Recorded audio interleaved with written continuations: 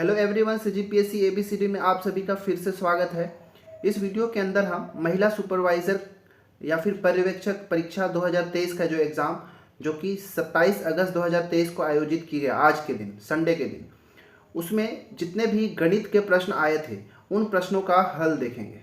ठीक है, यहाँ पे जो प्रश्न आया था बिल्कुल ही ईजी आया था। ठीक है, पिछले बार की तरह लेंदी प्रश्न नहीं थे। ठीक है, क्योंकि मैंने जब प्रश्न देखा तो मुझे बहुत ही आसान लगा। जो थोड़ा भी मेहनत किया होगा उससे आसानी से बन जाएगा। और मेरे जो चैनल के जो मैथ्स के वीडियोस थे, अगर उसको कोई देखा होगा तो जितने भी क्वेश्चंस, लगभग 15 क्वेश्चंस थे, तो ये 15 में से एटलीस्ट 12 क्वेश्चंस तो यहाँ पे वो बना लेते, मुझे इतना भरोसा है। क्योंकि बहुत सारे जो टॉपिक्स है अभी भी मैं कंप्लीट नहीं करा पाया था, उसके लिए मैं क्षमा प्रार्थी हूँ। लेकिन जितना भी चैनल पे अवेलेबल था, अगर उतने वीडियोस को अगर देख के जाते, उतने टाइप के प्रश्नों को अगर करके जाते, तो 15 में से 12 प्रश्न तो मुझे लगता है आई थिंक कर लेते। ठीक है, चलिए ज़्यादा बातें नहीं बनाते हैं क्योंकि वीडियो लेंदी हो जाएगा। बाकी भी जो जीएस हो गया, रीजनिंग हो गया, उनके भी क्वेश्चंस को भी सॉल्यूशन डालना है ताकि आप एक बार मैच कर सकें और आप देखें कि आपका कितना सही हो रहा है। ठीक है, तो चलिए पहले हम मैथ्स के प्रश्नों का इस वीडियो के अंदर हल करेंगे। चलिए शुरू करते हैं। पहला प्रश्न है, देखिए मैं थोड़ा सा एकदम से थोड़ा जल्दी करने की कोशिश करूंगा, एकदम से समझाऊंगा नहीं, क्योंकि ये सारे टॉपिक्स के वीडियो धीरे धीरे हमारे चैनल में आएंगे तो उतना ज़्यादा मैं डीप नहीं बताऊंगा। ठीक है, चलिए जो पहला प्रश्न था जो कि पार्ट 5 था, ठीक है ना, पार्ट 5 जो था इस पेपर का वो सामान्य गणित का था। तो उसका जो पहला प्रश्न 86 नंबर का था कि 2 की पावर 1.5 अनुपात 2 की पावर 0.5 का अनुपात किसके बराबर है। ठीक है, देखिए इसको कैसे सॉल्व करना था। जो अच्छा, हमको इतना तो पता है कि जो 1.5 होता है उसका मतलब क्या होता है, 3/2। ठीक है, डेढ़ मतलब 3/2, और 0.5 है इसका मतलब क्या होता है 1/2। अब देखिएगा यहाँ पे क्या है, 2 की पावर 1.5 है, तो 2 की पावर जो 1.5 है उसको मैं 3/2 लिख देता हूँ। ठीक है, अनुपात। फिर है 2 की पावर 0.5 मतलब आधा, तो 2 की पावर मैं 1/2 लिख दिया।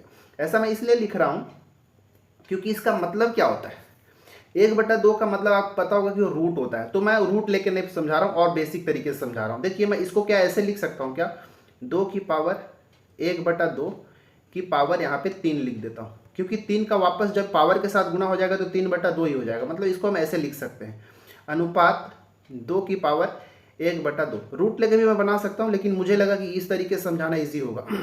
अब देखिए ये अनुपात का मतलब सीधी सीधी बात, मतलब बटा ही होता है ना। देखिए 2 की पावर 1/2 को हम, क्योंकि पावर 3 है तो हम इसको 3 बार लिख सकते हैं। इसको हम ऐसे लिख सकते हैं, 2 की पावर 1/2 गुना 2 की पावर 1/2 गुना 2 की पावर 1/2। ठीक है, अनुपात है तो मैं भाग लगा देता हूँ। नीचे है क्या, 2 की पावर 1/2।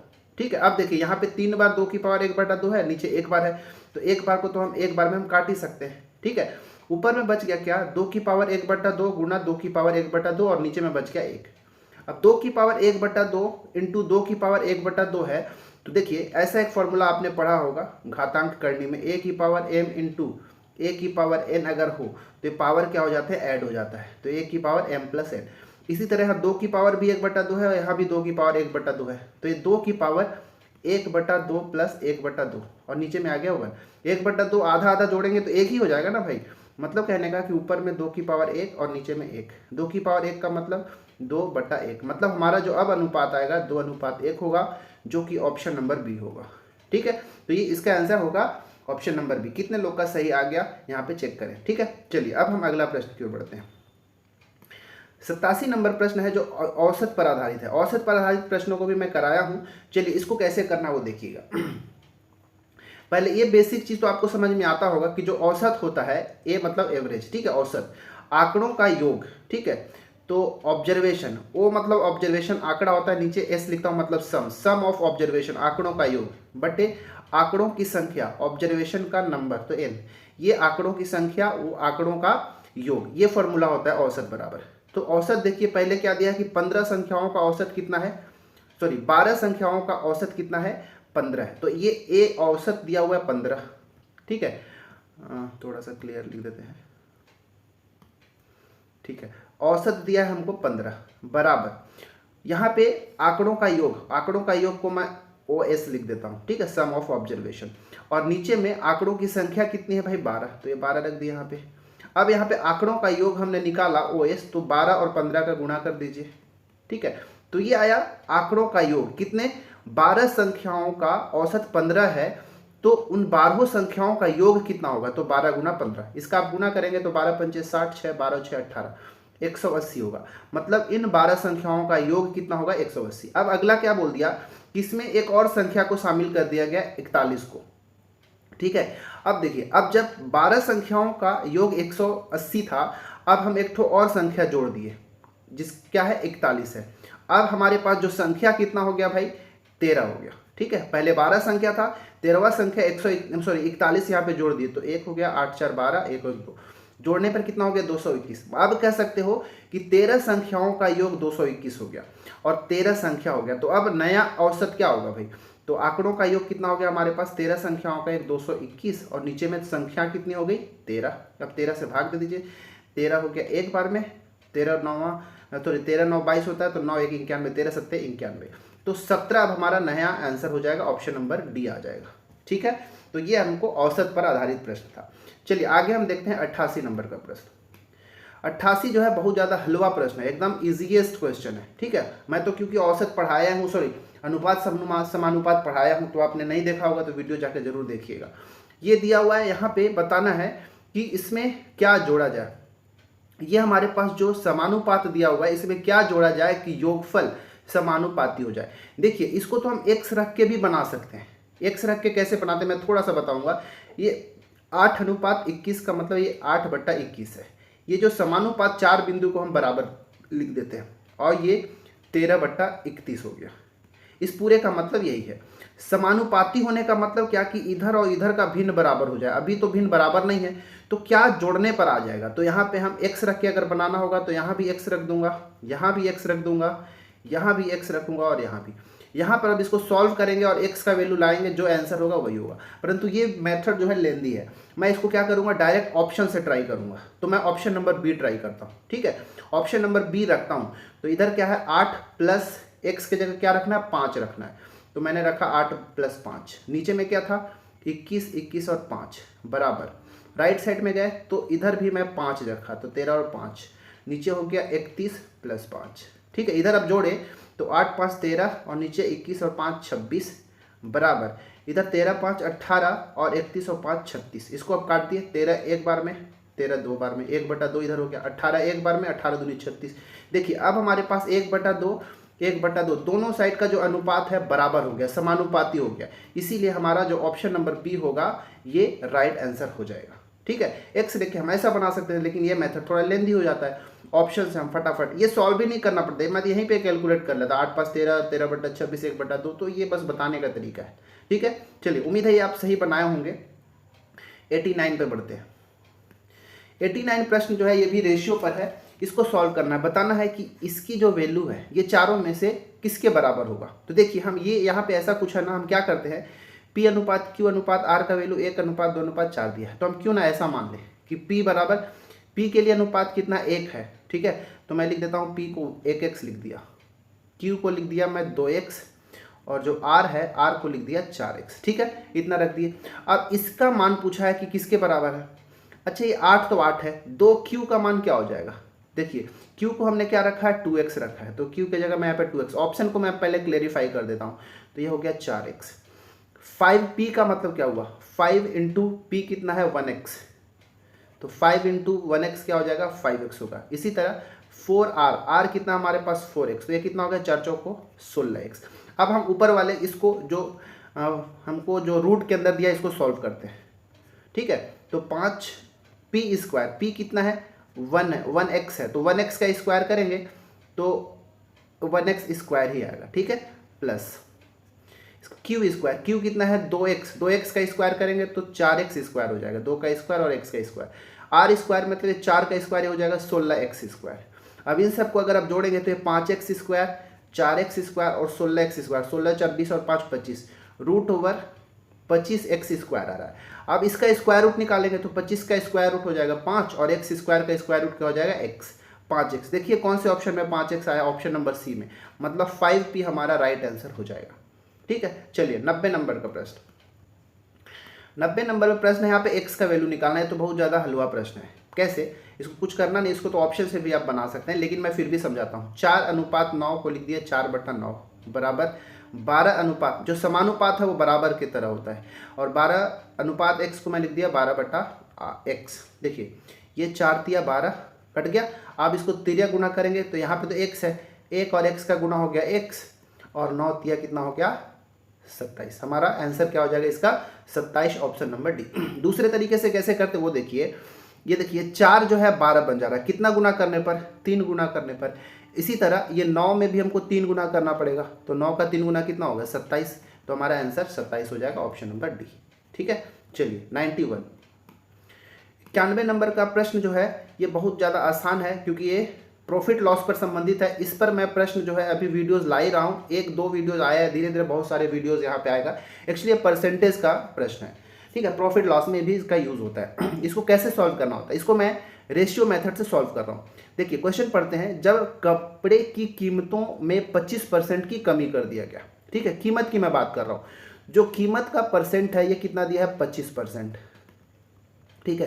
यहाँ पे पहले मैं थोड़ा सा क्या करता हूँ, कीमत दिया है कितना 25%, 25% को मैं भिन्न में बदलता हूँ, तो 25/100 काटेंगे तो मिल जाएगा 1/4। इस तरह के प्रश्नों को आप नोट डाउन करके रखें, क्योंकि एज इट इज़ इसी पैटर्न में आते हैं, तो उसको कैसे सॉल्व करना है। तो कीमतों में 25% की कमी कर दी गई, ये कमी टर्म को याद रखिएगा। कपड़ों की खपत 20% बढ़ गई। भाई जब भी किसी चीज़ का मूल्य में कमी होगा तो खपत तो बढ़ेगा, तो खपत में कितना 20% की कमी हो गया, सॉरी वृद्धि हो गया, तो खपत का परसेंट दिया है 20%। मैं 20% को भी जब भिन्न में बदलूंगा तो होगा 20/100 मतलब 1/5। क्लियर है इतना, ये हमने परसेंटेज को भिन्न में निकाल दिया। अब क्वेश्चन है कि दुकानदार को कुल आय पर क्या प्रभाव पड़ेगा, मतलब दुकानदार को आय पर कितना प्रतिशत का हानि होगा या कितना प्रतिशत का लाभ होगा, ये हमको बताना है। अब इसको सॉल्व कैसे करेंगे उस चीज़ को समझिएगा। देखिए कीमत में हमने क्या किया है, कमी किया है, तो कीमत को कैसे लिखना है। देखिए नीचे वाले को मान लीजिए ये 4 जो है ना ये ओरिजिनल कीमत है, ठीक है, तो ये कीमत 4 था, अब हम कमी किए हैं कीमत में, तो 4 में ऊपर जो भिन्न दिया है 1 दिया है जो हमारा अंश में, उसको घटाइए, तो 4 में 1 घटाए तो क्या मिल गया 3, मतलब कीमत क्या हो गया 4 से 3 हो गया। अब खपत हमको 20% दिया था, तो उसके लिए भी हमने भिन्न बनाया 1/5। खपत बढ़ रही है, तो ये 5 जो है प्रारंभिक वाला खपत था 5, अब ये बढ़ रहा है, तो 5 में ऊपर जो है उसको जोड़ दीजिए, जो भी रहेगा जोड़ दीजिए, तो 5 और 1 6।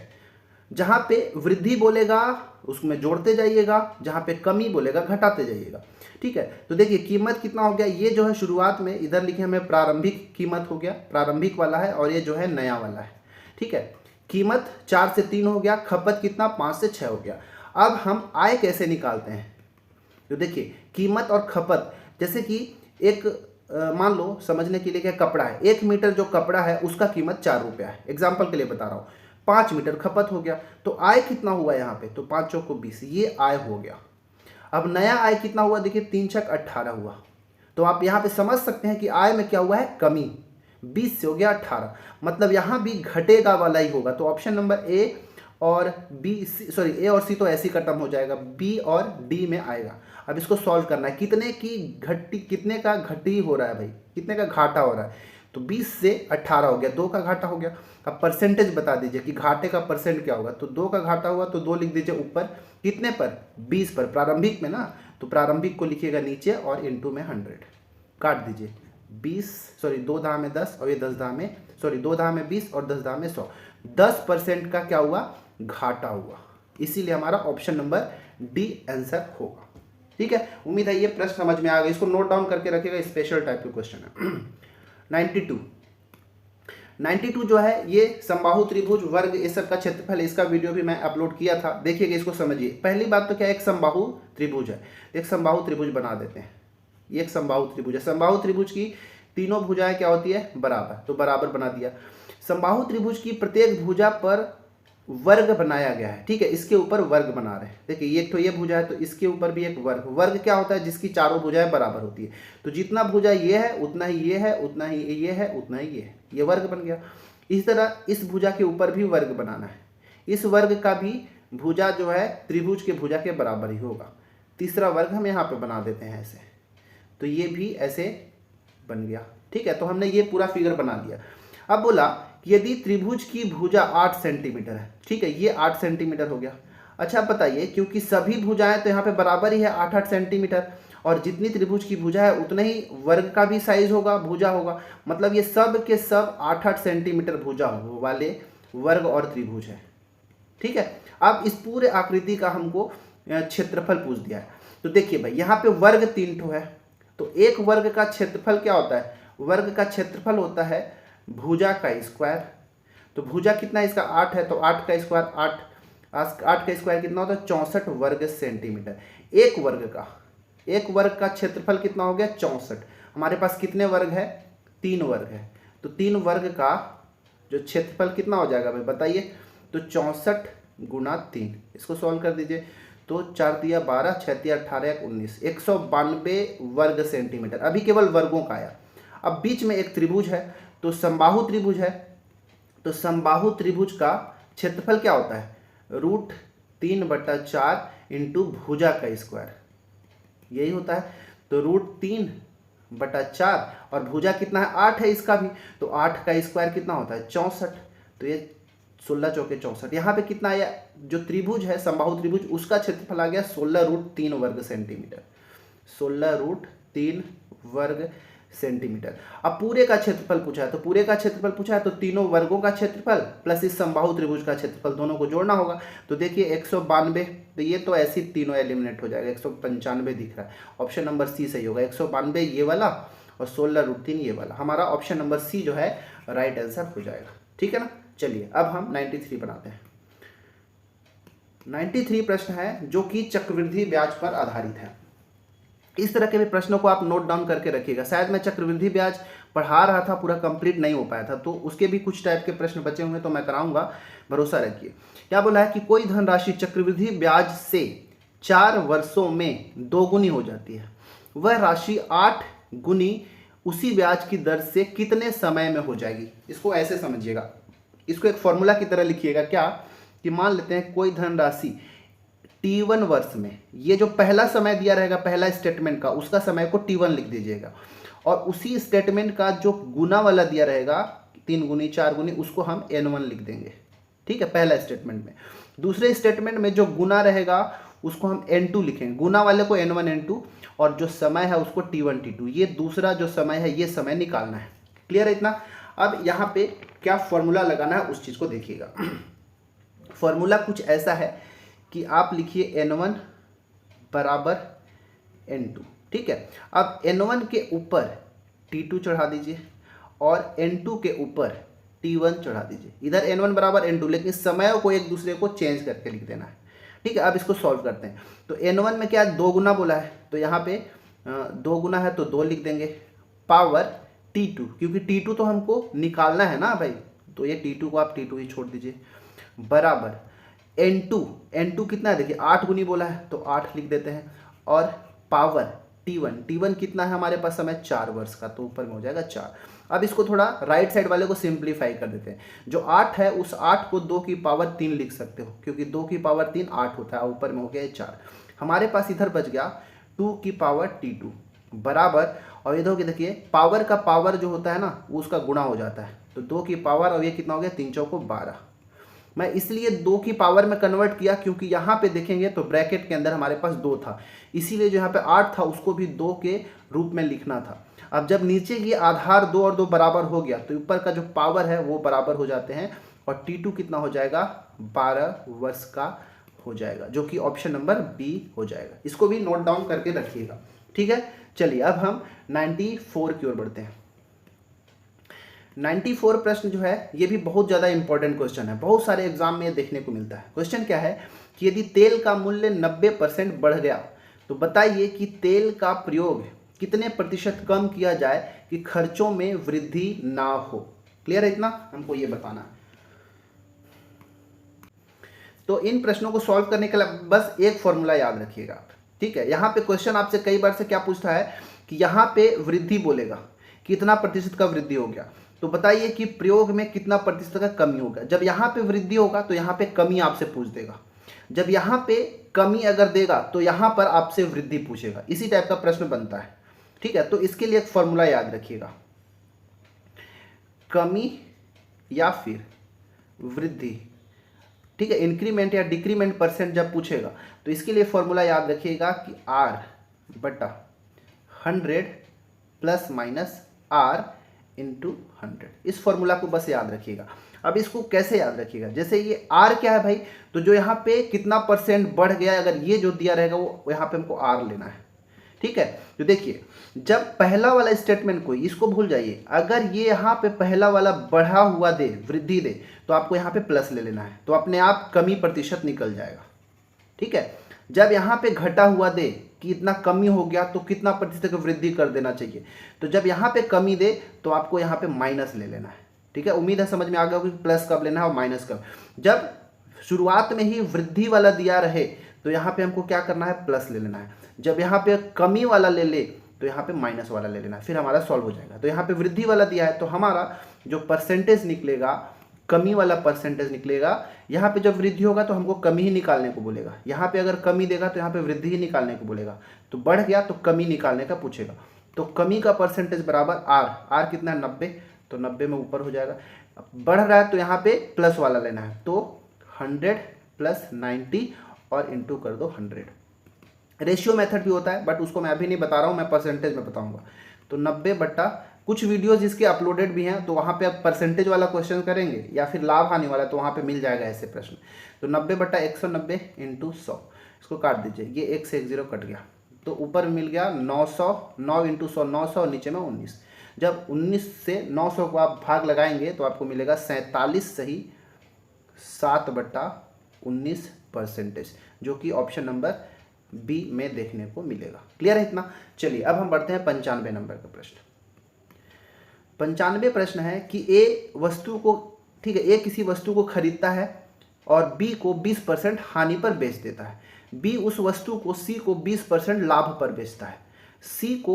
सी उस वस्तु को 480 रुपये में खरीदा, तो ए ने उस वस्तु को कितने में खरीदा है? ठीक है, देखिए जो इसको कैसे सॉल्व करना है, ए तो पहली बार खरीद रहा है तो किसी मूल्य पे खरीदा होगा और बी को बेचा होगा, तो जो ए का विक्रय मूल्य है ना, वो जो ए का एसपी होगा, जो विक्रय मूल्य होगा, वो बी के लिए क्रय मूल्य हो जाएगा।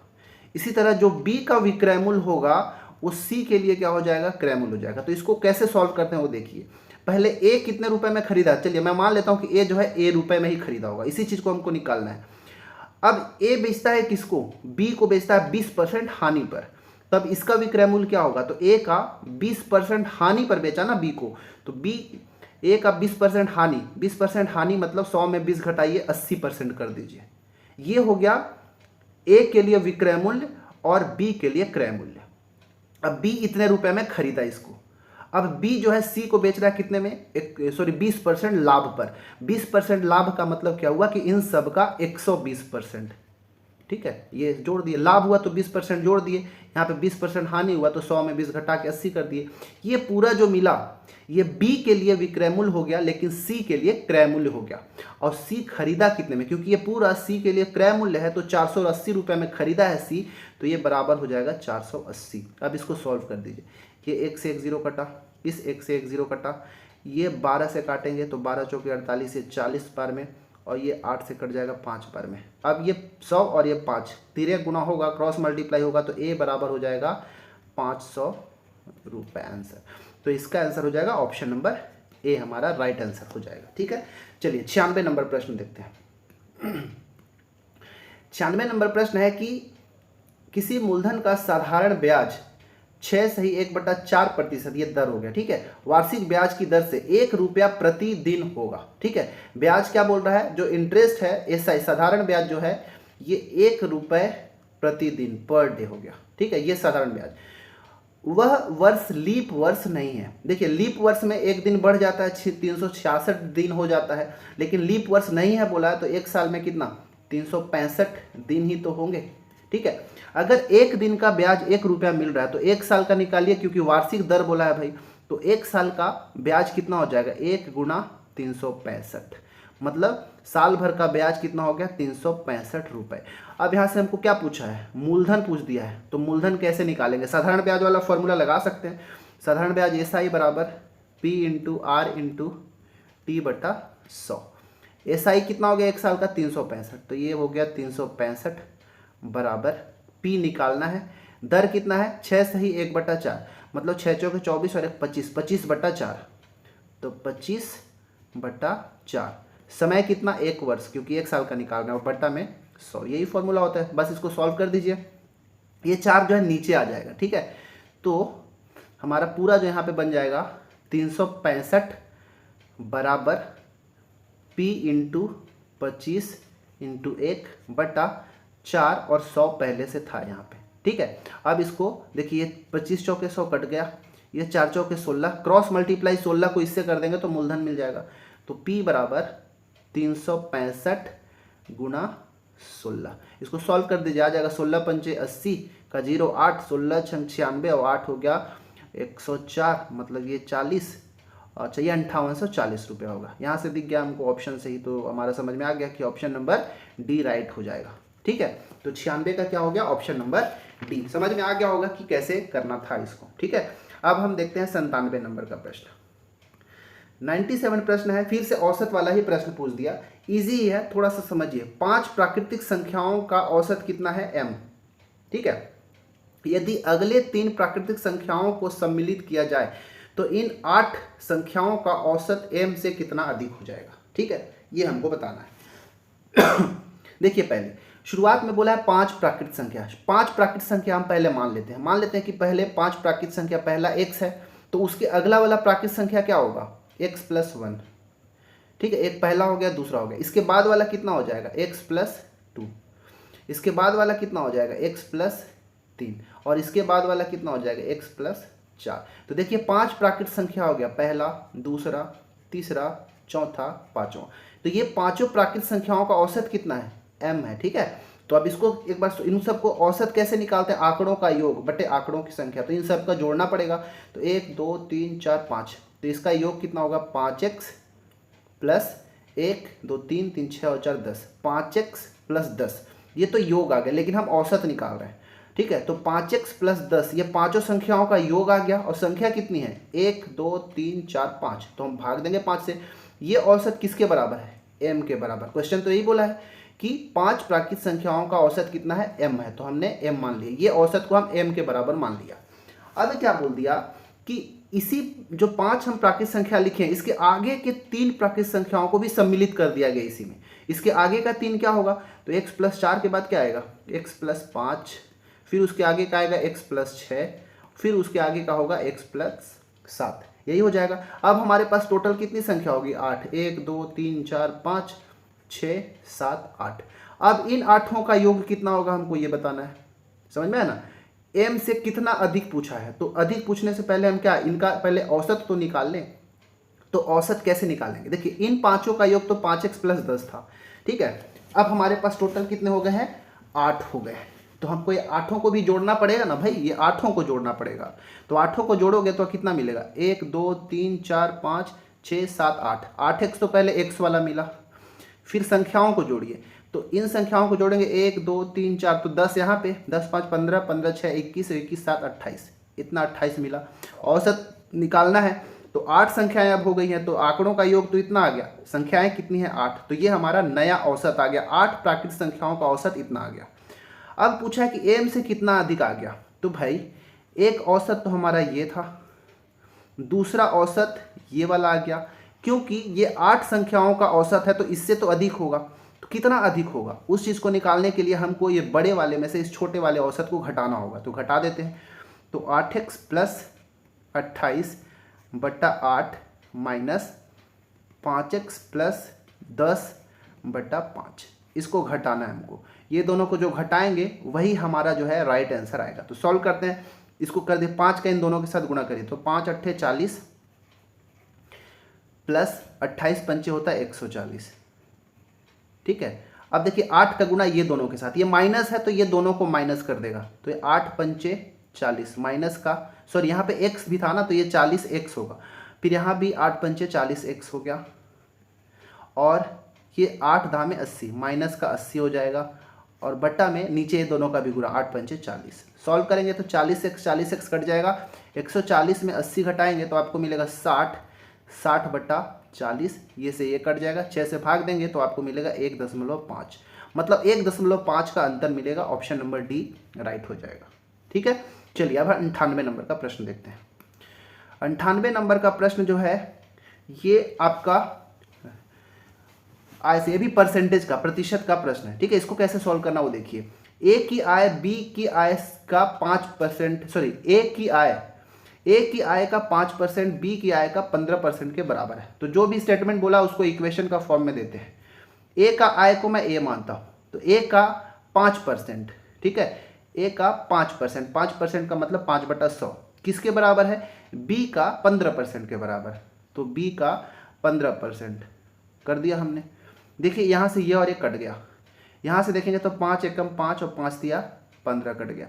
यहाँ पे मैं अनुपात निकालना चाह रहा हूँ। ठीक है, तो ए और ये बी, ए और बी का अनुपात कैसे निकालेंगे, तो ये बी नीचे आ जाएगा भाग में, तो ये अनुपात बी हो जाएगा, और यहाँ पे जो एक बचा हो इसके भाग में चला जाएगा, तो ए और बी का अनुपात 3:1 आ गया। इसी तरह अगला स्टेटमेंट बोला है बी की आय का 10%। ठीक है भाई, तो बी की आय का 10% बराबर है किसके, सी की आय का 20%। तो सी की आय का 20%। फिर से देखिए 100 से 100 काट दीजिए, 10 एक बार में और ये 10 दो बार में कट गया। बी और सी का अनुपात अब निकालना है, तो वो कैसे निकलेगा, ये सी जो है नीचे भाग में आ जाएगा, तो बी अनुपात सी हो जाएगा, बराबर ये एक जो है इस 2 के नीचे चला जाएगा, तो 2:1। ठीक है, मतलब हमको मिल गया ए अनुपात बी कितना मिल गया हमको, शुरू में देखिए 3:1 मिला है। इसी तरह अभी हमने देखा बी अनुपात सी कितना मिला हमको, 2:1। हम निकालना क्या चाह रहे हैं कि तीनों का अनुपात कितना होगा, तीनों के आय का अनुपात कितना होगा, ए अनुपात बी अनुपात सी। तो इसको कैसे करते हैं, इसको करने के लिए ये 2 का गुणा 3 के साथ करिए। मैं अनुपात वाले चैप्टर में क्वेश्चन कराया हूँ, 2 तिया 6 अनुपात, इस 2 का गुणा 1 के साथ, तो 2 एकम 2, फिर अंत में इस बाहर वालों का गुणा, तो 1। ए बी सी के आय का अनुपात कितना हो गया, 6:2:1। अब अंत में चलेंगे तो क्या बोला, यदि सी की आय 2000 रुपये हो तो तीनों की कुल आय कितनी होगी। कि एक जो है ये सी की आय बता रहा है, ये किसके बराबर है, 2000 के बराबर है, 2000 रुपये। अगर ये 2000 के बराबर है तो 2000 गुना होगा कि नहीं। ठीक है, 2000 गुना होगा, मतलब कहने का कि एक इकाई जो है वो किसके बराबर है, 2000 रुपये के बराबर है। तीनों का आय पूछ रहा है ना, तो तीनों का आय कितना हो गया, देखिए 6, 2 8 और 1 9, तो 9 इकाई हमारा जो है टोटल तीनों का योग है। तो एक इकाई 2000, तो 9 इकाई कितना, 9 गुना 2000, तो 9 दूनी 18,000 रुपये जो है तीनों के आय का आंसर होगा। इसलिए हमारा ऑप्शन सी सही हो जाएगा। ठीक है, 99 नंबर का प्रश्न 99 है, ये साधारण ब्याज पर आधारित है। साधारण ब्याज की दर से किस दर से पूछा है, मतलब इस बार हमको आर निकालना है। कोई धन 16 वर्षों में 2 गुना हो जाएगा। बहुत आसान प्रश्न होता है, इसको कैसे सॉल्व करना वो देखिए। ऐसे प्रश्न में आपको क्या करना होता है कि आपको मूलधन को मान लेना है 1 रुपया। ठीक है, मूलधन को क्या मानना है, 1। आप 100 भी मान सकते हैं, 1000 लाख कुछ भी मान ले, मैं 1 मानूंगा क्योंकि काटने में आसानी हो जाएगा। मूलधन को 1 रुपया मान लिया। तो जो साधारण ब्याज की दर से पूछा है, कोई धन 16 वर्षों में 2 गुना हो जा रहा है, तो भाई धन तो हमारा 1 रुपया है, 2 गुना हो जा रहा है 16 वर्ष में, तो 2 गुना हो जा रहा है, मतलब मिश्रधन हो जा रहा है कितना, मूलधन का 2 गुना। मतलब 1 रुपया हम लगाए थे, जो कि 16 वर्ष में कितना हो गया, 2 रुपये। समय कितना है भाई, 16 वर्ष का समय है। अब दर पूछा है, तो दर का फॉर्मूला साधारण ब्याज से भी लगा सकते हैं, या फिर दर का तो डायरेक्ट भी लगाया जा सकता है। दर बराबर होता है ब्याज गुना 100। ठीक है, अब देखिएगा, मूलधन 1 रुपया, मिश्रधन हमारा 16 वर्ष में 2 रुपया हो गया। ब्याज कितना मिला भाई, तो ब्याज क्या होता है, मिश्रधन माइनस मूलधन। 1 रुपया लगाए, 2 रुपया हो गया, तो ब्याज कितना मिला, 2 - 1, मतलब ब्याज तो 1 रुपया ही मिला। ठीक है, अब इसको समझ जाएंगे तो आसानी से बन जाएगा। मैं समझा रहा हूँ इसलिए टाइम लग रहा है, तो मैं डायरेक्ट क्या करूँगा, ब्याज हो गया 1, ब्याज गुना 100 बटा मूलधन कितना लिया हो भाई, 1 रुपया, दर कितना है 16, खत्म काम। तो 4 चौके 16, 25 चौके 100, 25/4, 4 से भाग देंगे तो 6 चौके 24, 1/4% मिलेगा। पॉइंट में दिया है तो 6.25% होगा। Option number D. बहुत सारे प्रश्नों का आंसर ऑप्शन नंबर डी आ रहा है। लोग डी भी अगर तुक्का मारे होंगे तो उनका अच्छा खासा सॉल्व हो जाएगा मैथ्स वाले। ठीक है, तो 99 का हो गया ऑप्शन नंबर डी। अब 100वें प्रश्न की ओर बढ़ते हैं। 100वां प्रश्न है जो कि बहुत आसान है, हलवा प्रश्न है। एक सप्ताह में 1 घंटे का दशमलव में मान कितना होगा। आपसे ये पूछा जा रहा है कि एक सप्ताह में 1 घंटे का दशमलव के रूप में कितना होगा। तो पहले भैया एक सप्ताह है, तो क्योंकि घंटा में बोला है 1 घंटे का मान, तो एक सप्ताह को भी घंटे में बदल दीजिए। तो एक सप्ताह में पहले दिन 7 दिन होता है, ठीक है, और एक दिन में 24 घंटे होता है। तो ये दिन के जगह हम लिख देंगे 24 घंटे। तो 24 सत्ते 168 घंटे, मतलब सच्चों को 28 तो 7, ठीक है। ये सप्ताह को हम एक सप्ताह को 168 घंटे भी कह सकते हैं। अब 1 घंटे का दशमलव पूछा है ना भाई, एक सप्ताह में, तो इसको क्या करना है, 1 घंटा तो 1 ऊपर लिख दीजिए। एक सप्ताह में कितने 168, तो 168 नीचे लिख दीजिए।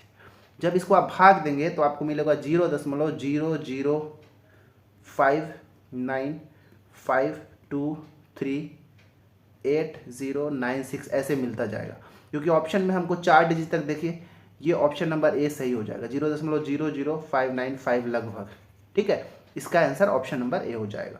तो इस प्रकार हमने टोटल आज जो महिला पर्यवेक्षक एग्जाम 2023 में जो 15 प्रश्न पूछे थे उसके सॉल्यूशन को देखा।